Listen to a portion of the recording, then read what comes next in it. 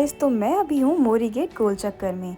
यहाँ से मेरी बस है हल्द्वानी काठगोदाम तक के लिए, जिसमें 6 से 7 घंटे लगने वाले हैं। वैसे दिल्ली से मुंशियारी और पिथौरागढ़ की डायरेक्ट बसेस भी मिलती हैं, जिसका ट्रैवल ड्यूरेशन 17 से 20 घंटे हो जाता, तो बहुत ज्यादा टायरिंग हो जाता है, इसलिए मैंने डायरेक्ट नहीं करी। मेरी जो टिकट हुई है वो दिल्ली से काठगोदाम की 550 रुपए में हुई है, और अगर आप दिल्ली से पिथौरागढ़ जाओगे तो 905 रुपए में पहुँच जाओगे, और दिल्ली से मुंशियारी 1170 रुपए में। तो अभी 10:30 बज रहे हैं और बस आने ही वाली होगी। देखते हैं मैं कितने बजे पहुंचती हूँ काठगोदाम। तो मिलते हैं हल्द्वानी में। क्योंकि दिल्ली से ही बस डिले हो गई थी 2 घंटे के लिए, तो मैं सुबह 9 बजे पहुंची हूँ काठगोदाम। तो मैंने जो ऑनलाइन टिकट बुक करी थी वो जगदम्बा ट्रैवलर्स के लिए करी थी, और बस की हालत भी कुछ सही नहीं थी। तो मैं आपको यही सजेस्ट करूंगी आप कोई और बस बुक करें। यहाँ आई तो पता लगा सभी बसेस अर्ली मॉर्निंग मुंशियारी और पिथौरागढ़ जाने के लिए निकल गई है। अभी मैंने शेयरिंग टैक्सी वाले से बात करी तो पता लगा कोई भी आज मुंशियारी नहीं जा रहा। तो मुझे कुछ 4 लोग दिखे जो पिथौरागढ़ जा रहे थे, तो मैंने उनके साथ शेयरिंग में टैक्सी कर ली। शेयरिंग कैब का जो प्राइस मुझे पड़ा वो 800 रुपए पर पर्सन पड़ा। देखो, सभी टैक्सी वाले अपना प्राइस बताते हैं, बट आपको बार्गेन करना होता है।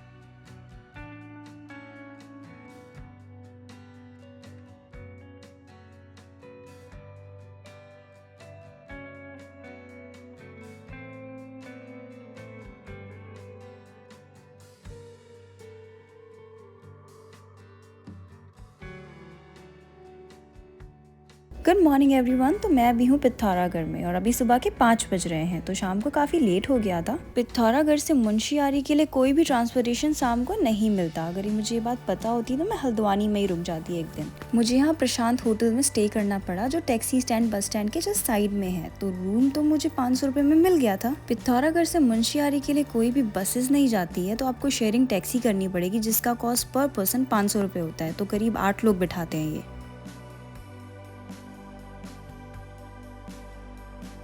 वैसे पिथौरागढ़ से मुंशियारी पहुंचने का रास्ता अपने आप में ही इतना खूबसूरत और शांत होता है।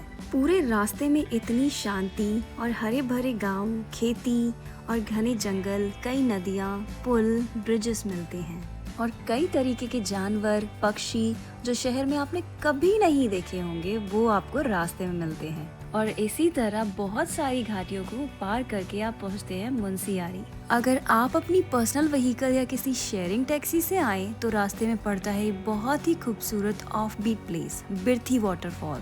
यहाँ पर आराम से 1-2 घंटे बिता सकते हैं और चाय पराठों का आनंद ले सकते हैं।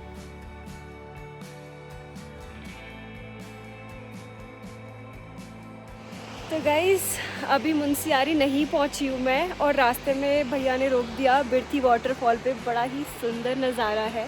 सिर्फ 20 रुपए की टिकट लगेगी और आपको इतना खूबसूरत व्यू मिलने वाला है। और अब यहाँ से मुंशियारी सिर्फ 30 किलोमीटर रह गया है। तो फाइनली मैं मुंशियारी पहुँच ही जाऊँगी। आज डे 3 है।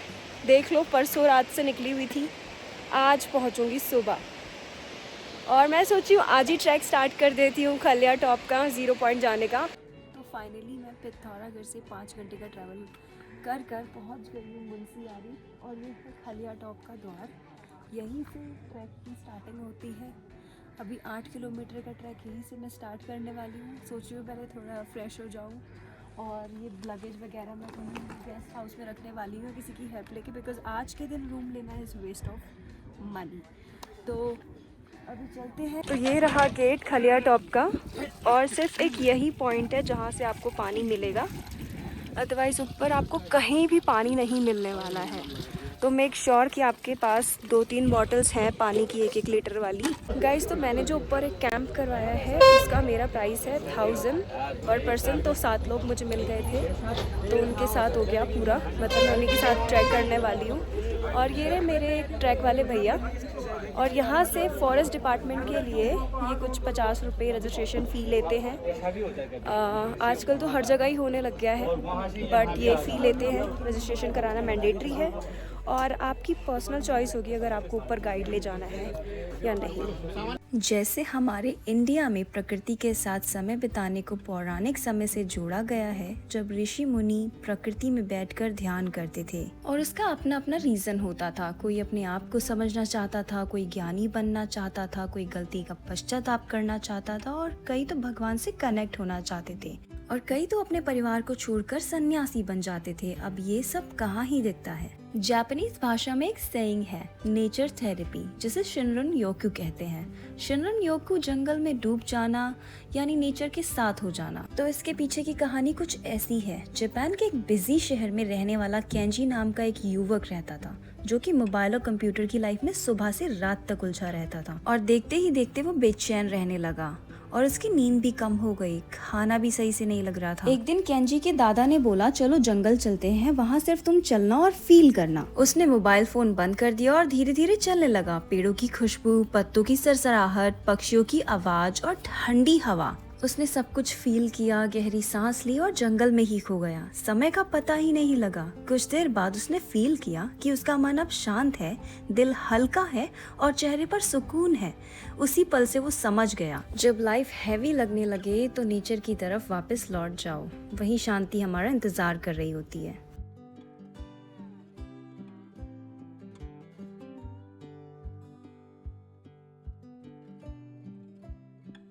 ये है बेस कैंप, खालिया टॉप का बेस कैंप। 4-5 किलोमीटर के बाद आपको मिल जाएगा। ऑलरेडी 4 बज चुके हैं। सनसेट तो नहीं देख पाऊँगी, खालिया टॉप में जाने का कोई फ़ायदा नहीं, और 0 पॉइंट उसके भी ऊपर है। तो सोच रही हूँ कल सुबह सनराइज़ के लिए वहाँ निकलूँगी।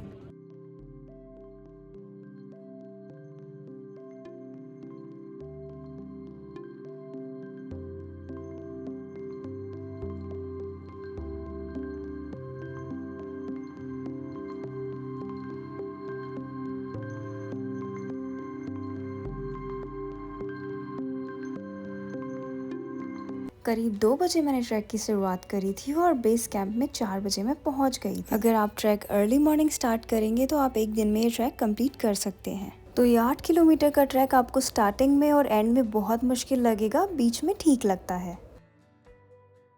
दिसंबर के एंड में इतनी ठंड थी ऊपर कि हम लोगों को बेस कैंप में लकड़ियाँ ढूंढ ढूंढ के आग जलानी पड़ रही थी।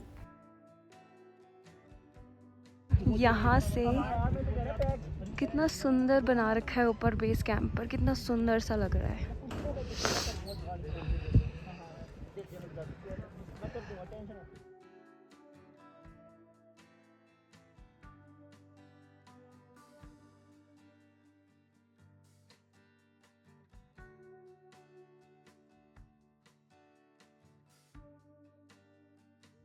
Hello, good morning guys. तो मैं सुबह 7 बजे उठी थी और अभी 8:30 बज रहे हैं।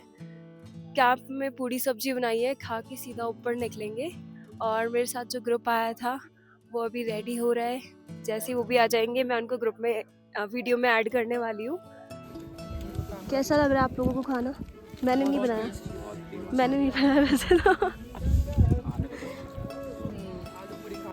तो आप जो मेरे पीछे पंचाचूली पहाड़ों का 5 पहाड़ों का समूह देख रहे हैं, उसे ही पंचाचूली कहते हैं। और यही हमें दुक्तू विलेज यानी डारमा वैली में भी दिखती है। अगर आप वहाँ गए हो या कोई भी जाने की प्लानिंग कर रहा है तो मुंशियारी से भी यही दिखता है और डारमा वैली से भी यही दिखता है। और ऊपर से वहाँ -10 डिग्री सेल्सियस है अभी, और यहाँ 2 डिग्री सेल्सियस है। तो ऐसी है कुछ मुंशियारी के पहाड़ों की कहानी। तो चलिए मिलते हैं अब ऊपर। गाइस, अगर आपको इनमें से कोई भी सिम्टम्स हो तो आप फॉरेस्ट डिपार्टमेंट वालों को कॉल कर लेना।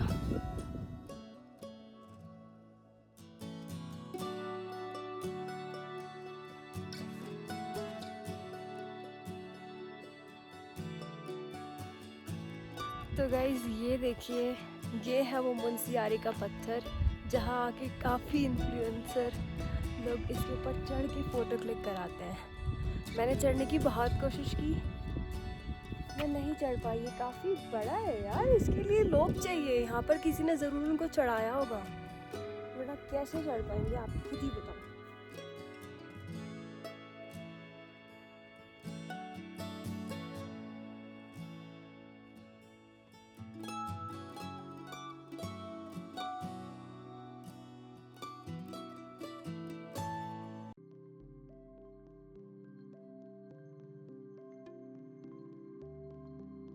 तो ये है खालिया टॉप का पीक, और अब हमें जाना है वहाँ 0 पॉइंट।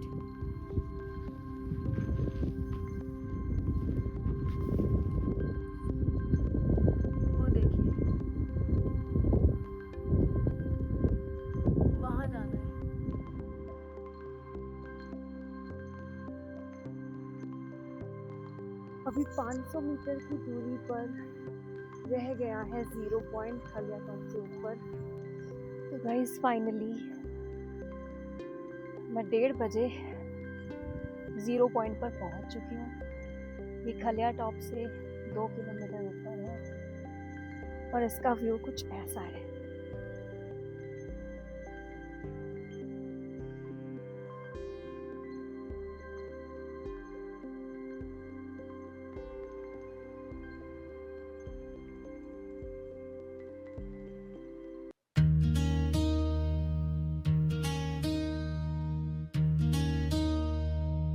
इस बोट के साथ साथ इससे पता चलता है 0 पॉइंट है और ये है हमारी शिवजी भगवान जी का त्रिशूल।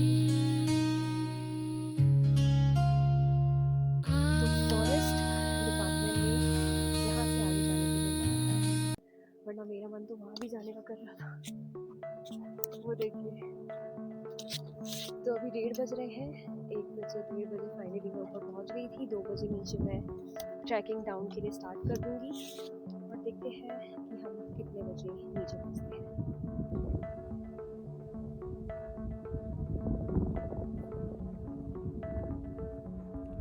तो गाइस जैसा कि आप देख सकते हैं अभी 4:09 हो रहे हैं और ये 0 पॉइंट खलिया टॉप के ट्रैक से मैंने नीचे आना शुरू किया था 2:05 पर। तो 2 घंटे। तो मुझे ऐसा लगता है कि मैं सबसे फास्टेस्ट गर्ल थी अभी की। लड़कों ने कर लिया होगा इससे कम टाइम में, बट मुझे ऐसा लगता है कि मैंने सबसे ज़्यादा जल्दी किया है लड़कियों में। अगर और किसी लड़की ने भी खलिया टॉप से नीचे आते टाइम 0 पॉइंट से नीचे आते टाइम सिर्फ 2 घंटे लगाए हैं तो मुझे DM करें, या इससे भी कम घंटे लगाए हैं तो मुझे ज़रूर बताना कमेंट सेक्शन में। Thank you for watching. और डिटेल्स चाहिए तो मुझसे पूछ लेना, वो आप विद काजल।